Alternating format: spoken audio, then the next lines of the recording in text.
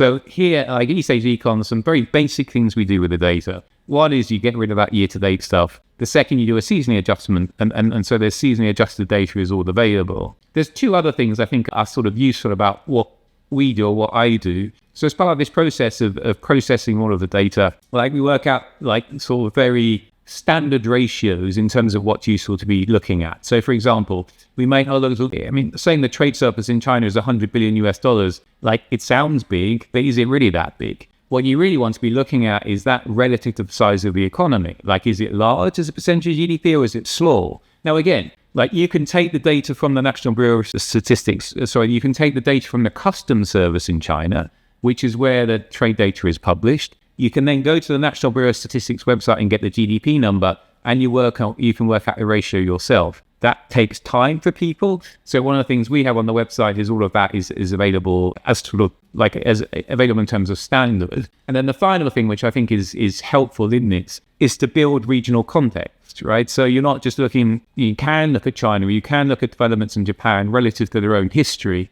but often what's useful is to be looking at what's happening relative to other economies. And one of the things I think that particularly stands out here in thinking about East Asia is to include Taiwan in that process. And so this is one of the peculiarities, both of Taiwan and of sort of this region, in that Taiwan is one of the most successful economies, like in East Asia over the course of the last 40 years, right? Like it has a standard of living now, which is higher than Korea and it's higher than Japan and continues to increase very quickly.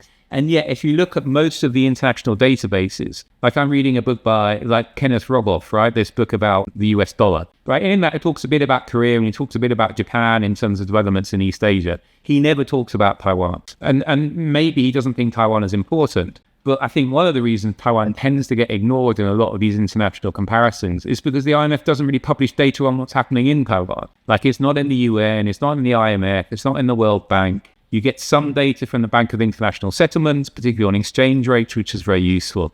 But in general, there isn't much international data about Taiwan. So when people do these international comparisons and say, what's happening with economies, how do economies break out of the middle income trap and so on, like Taiwan is very rarely included in those comparisons because it's difficult to get, it's easy to get the data for Taiwan. It's much easier to get the data for 120 other economies because you go to the World Bank website and do it that way. So one of the other things I think is an advantage or perhaps useful in our approach is that Taiwan is included in all of these things. And so there's comparable data in what's happening with Taiwan and what's happening with Korea, or what's happening in Taiwan today, what happened in Taiwan like 20 years ago compared with what's happening in mainland China today, for example. So all of the things are clear.